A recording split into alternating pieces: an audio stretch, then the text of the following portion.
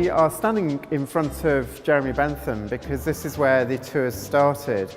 And the reason for that was because we wanted at the beginning of the tour to give a sense of the LGBT histories that are around us at UCL itself.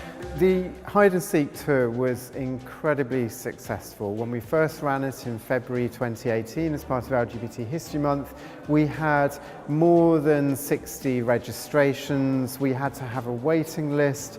And so we decided to run it again, and we ran it again as part of UCL's Festival of Culture in June, and then we ran it again as part of the Bloomsbury Festival in October.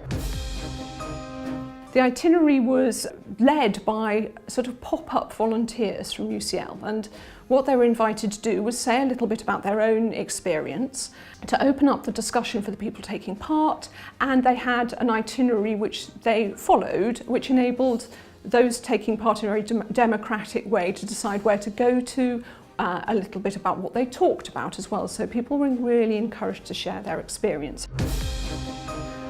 It was a really great way to bring together staff and students from across the university who normally wouldn't meet one another. We're a very large institution, and so this was a way of breaking down some of those barriers between different departments and disciplines. And we also got a lot of people coming from outside UCL and coming on the tours. In the first tour that we ran in February, we had several women members from the Muslim LGBT support group Iman.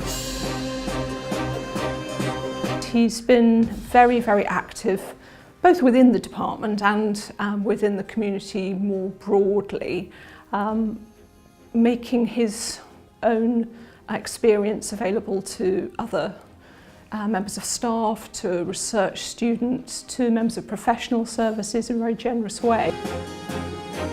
In terms of the future of the tour, the plan is to develop it as an audio tour with a website and downloadable materials, and then sort of podcast style contributions from our various volunteer guides. So again, we get that diversity of voices talking about the wonderful and rich queer heritage in this part of London where UCL is located. And now we're off to our next stop, which is Russell Square, if you follow me.